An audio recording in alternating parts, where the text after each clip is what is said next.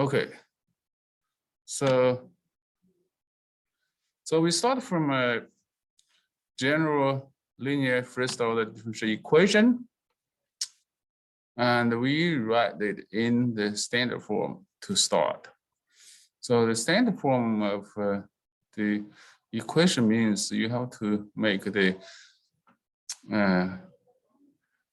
coefficient 1 for the y prime in this equation. So what you do is just divide by q1 on each term of this equation on both sides, and then you just use p to denote the coefficient function for y and f as the right side function. Okay. So this is called standard form of the equation. And then we try to find integrating factor mu to multiply on this equation on both sides on each term, so that we can make a full derivative on the left side and integrate the new equation to solve the problem. Okay. And the mu we choose will be e to the integral of p. All right. And once we choose the function mu, the integrating factor, and multiply to the original equation and integrate the new equation, we can solve the problem completely to get the solution of the original problem as y equal to integral of mu times f. Remember, f is the right-hand side of the original function, original equation, and plus c, arbitrary constant, divided by the integrating factor mu.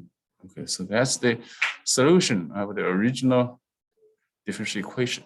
So let's just do some simple examples to solve linear first order differential equations.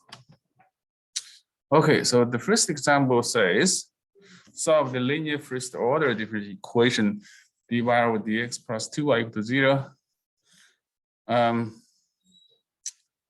This is easy to solve. We can use the formula we got to solve the problem. This equation is already in the standard form. So the coefficient of y prime is just 1. Okay, so we can read p and f from this equation as p equal to 2 and f equal to 0. If you compare the problem with the standard form of the differential equation, and then you just plug in those functions into the formula and just get the answer very straight. Okay, so first we need to find the integrating factor, so which is mu, and that's e to the integral of p.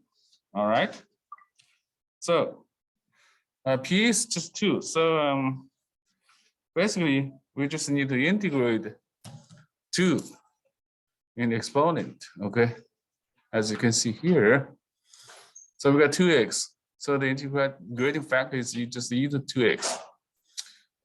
All right, and then the solution to the problem will be, according to the formula, is just the integral of mu times f plus c over mu. But as we know, f is 0 in this problem, so the integral in the numerator is actually 0, so we just got a c on the top and divide by mu, which is e to the x. So that's just the c to e to negative 2x. So that's the solution for the problem. Very simple. Any questions for this example? We didn't do anything complicated, just plug in the formula. That's it. Okay. You may also note that this equation is separable. If you move 2y to the right, it becomes negative. So the original equation can be rewritten as dy with dx equals to negative 2y. And then you just divide it by y and multiply dx on both sides to get the new equation dy over y equals negative 2 dx and the integrate on both sides. Okay, and that's easy to integrate. On the left-hand side, we got a natural log of absolute y. On the right-hand side, we got negative 2x plus c1. So we got arbitrary constant c1. We call it c1. So then you just take the exponential on both sides of this equation to find the absolute y equals e to the negative 2x plus c1. That's just e to the negative 2x times e to the c1. Okay. So if you want to find the y itself, then it can be either positive or negative, e to the c1 times e to the negative 2x. All right. But as we know, this e to the c1 with plus or minus sign, just arbitrary constant. So that gives you only an arbitrary constant. So we can rewrite as this part as c. So then we got the same solution y equals c times e to the negative 2x, as we did from the formulas of the linear equation. Okay, so you can solve this problem by the formulas for linear equations, or you can solve it by separating variables. You get some answer. Any questions for this example?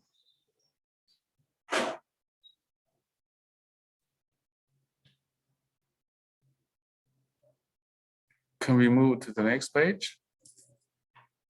Yeah, you don't have to worry about the, copying all the details of the slide. I've already put the slide in the content of Blackboard.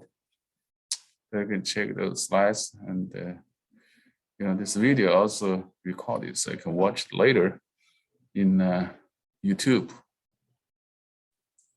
So can we move to the next slide? Does anybody have any questions? Let me check the online people while you are trying to copy the things. See if anybody has any questions. So I don't see any questions from online people. So I'm going to move to the next example. This one is pretty strict. Okay, so we're going to do another example. This time we got a little more terms. The right-hand side is not 0, it's x cubed, and the coefficient for y is not, the 2 is 2x, so it becomes a little more complicated.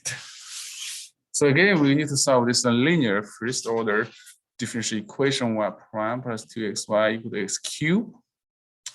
So the first thing is always to compare with the standard form of dy over dx plus pxy equal to f of x. You can write the dy over dx as y prime if you want. They're the same. So if you compare the standard form of the equation and the problem, you can see the equation is already in the standard form again. And px in this problem, which is 2x, and the f, which is x cubed. So again, just plug in the formula to get the mu, and then find the solution using the formula. So the integrating factor mu is e to the integral of p. That's the formula. And the p is 2x.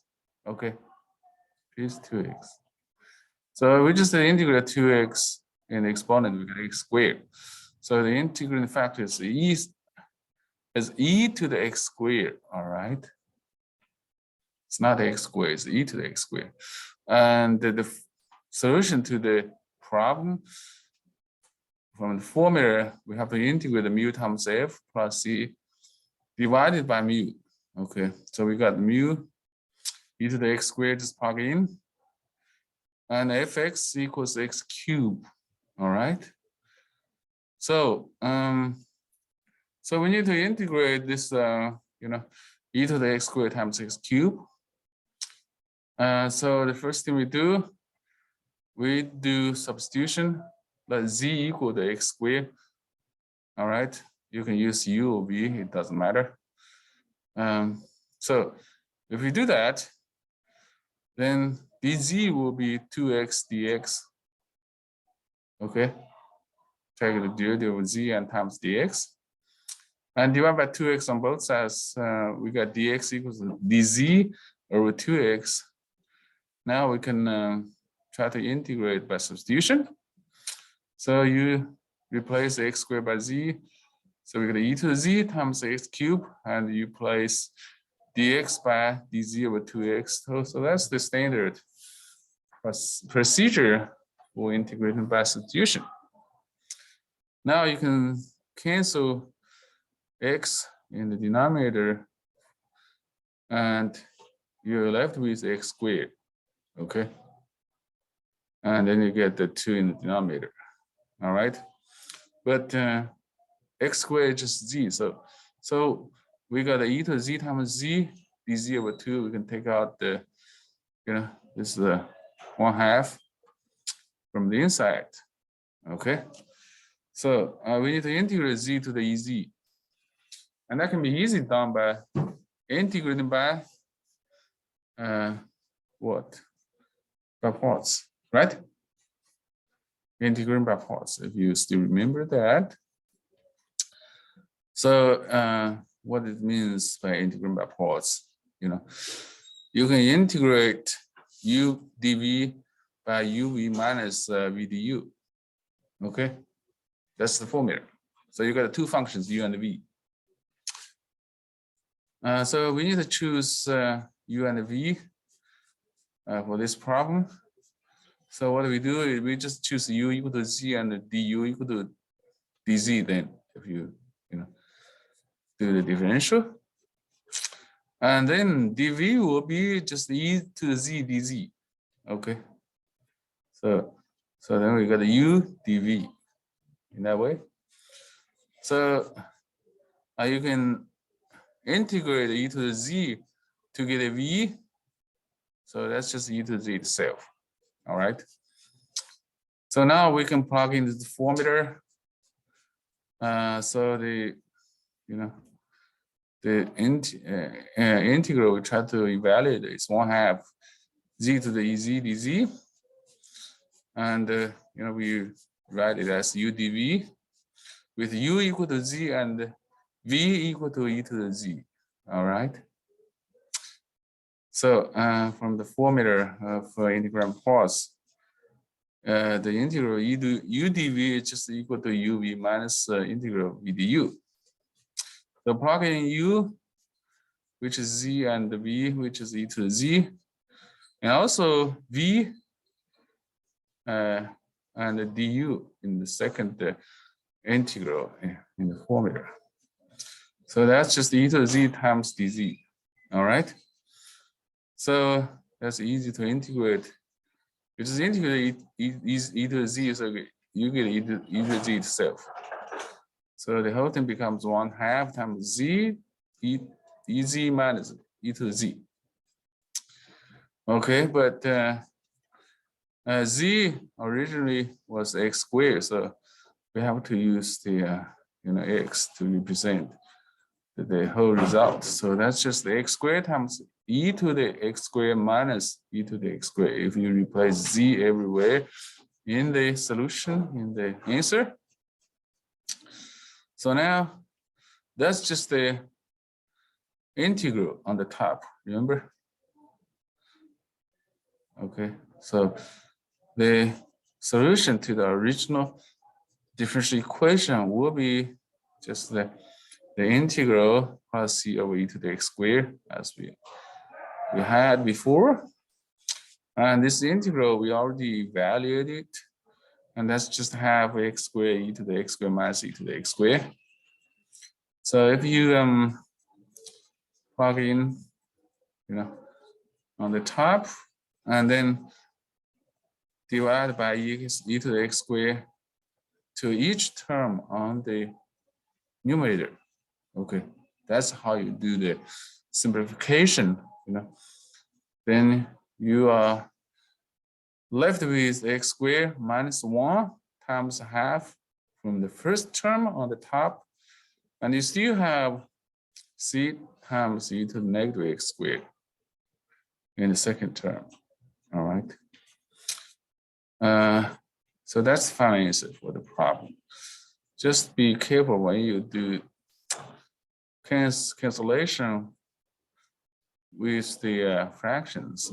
You have to divide by the denominator from each term in the numerator. Okay. Any questions for this example? So you have to be cautious for those small things. Okay. I know a lot of people have problems with fractions. So I try to,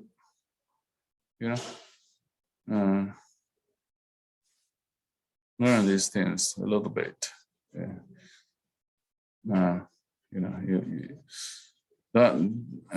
don't want to repeat the same mistake in the future. So any questions for this example? Essentially, you just plug it into the formula. So in principle, everything is straight, but when you try to integrate, so the answer is just the integration or integral.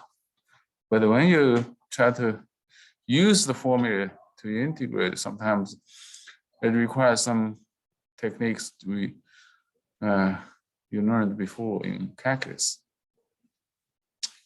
So you do need the background of Cat 2, sometimes Cat 3.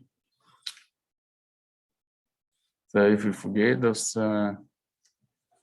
integration techniques, just do a brief review in Cat 2.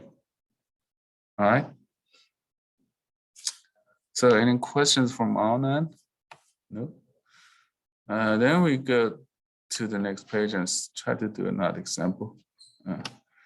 So these are just this different types of problems using the same formulas. Okay.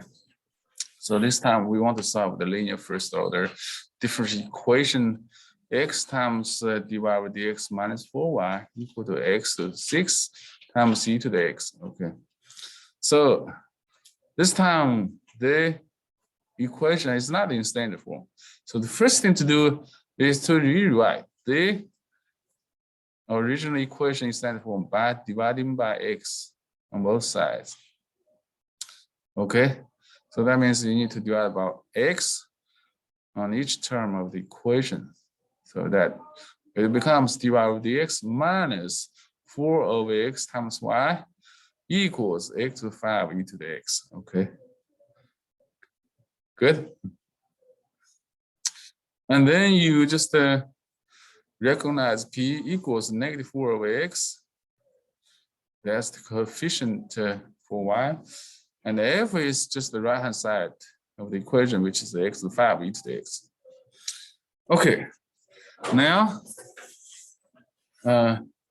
everything becomes the, formula now. So when you find the integrating factor first, and the formula for the integrating factor is mu equals e to the integral of p. So you need to integrate negative 4 over x in the exponent, okay, of e. That's just the p. Okay, so you can take out the negative 4 from inside.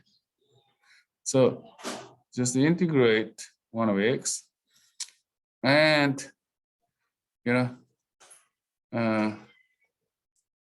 usually you should get a natural log of absolute x, but remember we're trying to find one integrating factor. So you just choose one. You don't have to find all of them. Just choose one which works. So let's just choose the integrating factor to be -4 natural log of x. We don't have to worry about the absolute sign in here. Okay. So now the -4 can be rewritten as the exponent for x in the argument of natural log. That's a property for the logarithms. Okay.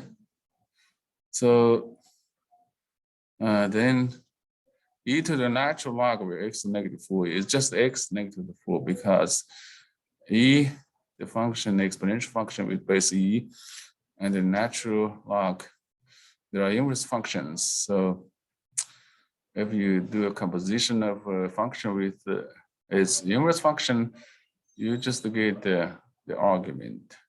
Okay.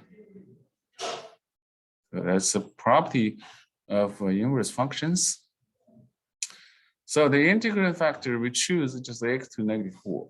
All right. So now just plug into the formula for y. So we got the solution of the problem equals the integral of mu times f plus c over mu, where mu is x to -4, and f is just the x to the 5 e to the x. All right. Okay. So x -4 in the denominator can be rewritten multiplication to x to the +4. Okay, you change the sign when you change from division to multiplication. And x to -4 and x to 5, you can combine them by subtracting the exponents. So 5 minus 4 is 1. So we got just x to the 1 or x times e to the x. We still have ex left.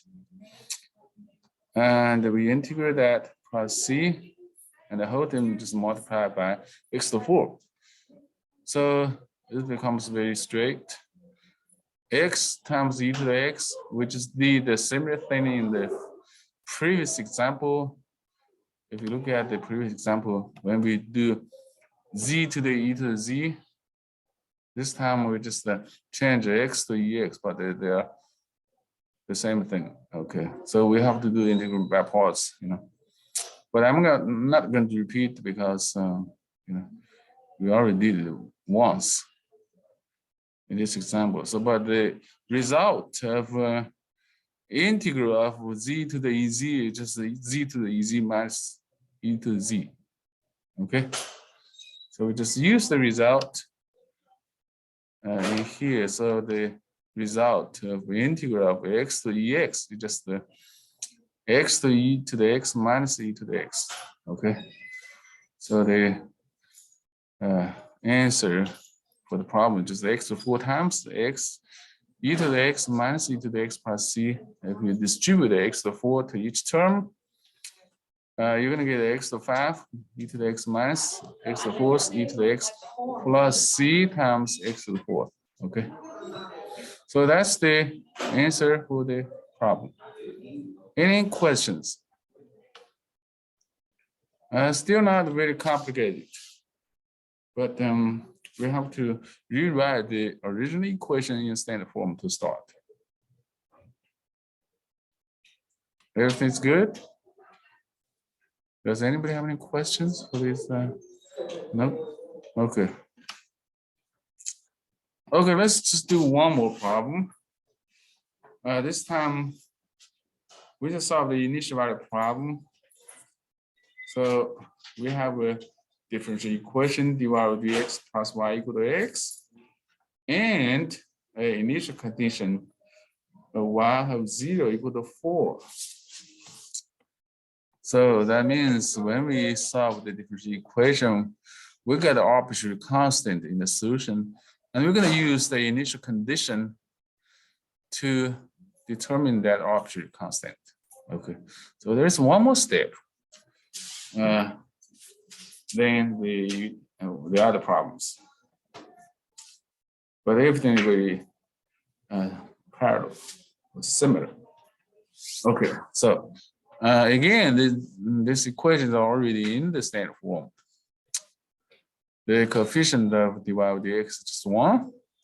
And we can read the P and F from this equation directly and get the Px is just equal to 1 and f of x equal to x. Okay, so the integrating factor mu is e to the integral p, which is 1. So you integrate 1, you get x. So mu is just e to the x. Very simple in this case. So now the solution to the differential equation using the formula here, integral of mu times f plus c over mu. So that becomes the integral of e to the x times x. Okay, plug in everything. Plus c over e to the x. Okay, again, we got the integral of x times e to the x. And here that we already did the, in the other problem before. So that's just the x, e to the x minus e to the x. And the plus c over e to the x. So if you cancel e to the x from each term on the top, that becomes x minus 1 plus c times e to the negative x. Okay, divide each term on the top by the bottom. So we got the arbitrary constant c here that can be fixed from the initial condition y of 0 equal to 4. So plug in 0 for x, y equal to 4 in the solution of the differential equation.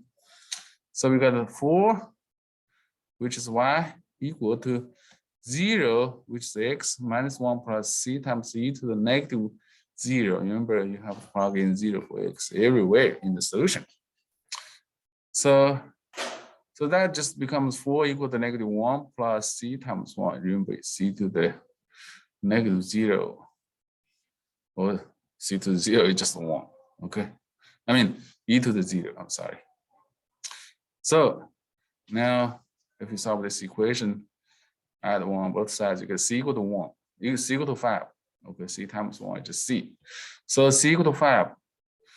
So the solution to the initial value problem will be x minus 1 plus 5 times e to the negative x. Okay, so c equal to 5 for this problem. We determined from the initial condition. So that's the final answer for the problem. Any questions for this example?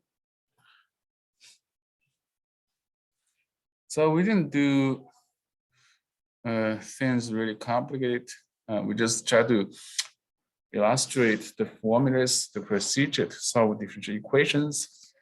But everything comes to the integration, We have to integrate to get the integrating factor and to integrate another one to get the answer for the problem. So everything at the end, it just becomes integration. Okay. So that's the third section of chapter 2. Does anybody have any questions? So we can solve linear first order differential equation completely by using those formulas. At least we can write down the solutions or the solution in the integral form. Okay. Sometimes you may not be able to actually integrate, this mu times f or even mu itself, but at least we can write down the solution in the integral form, so we can solve the linear first order differential equation completely in that sense. Any questions for this section? If not, I'm going to stop the recording.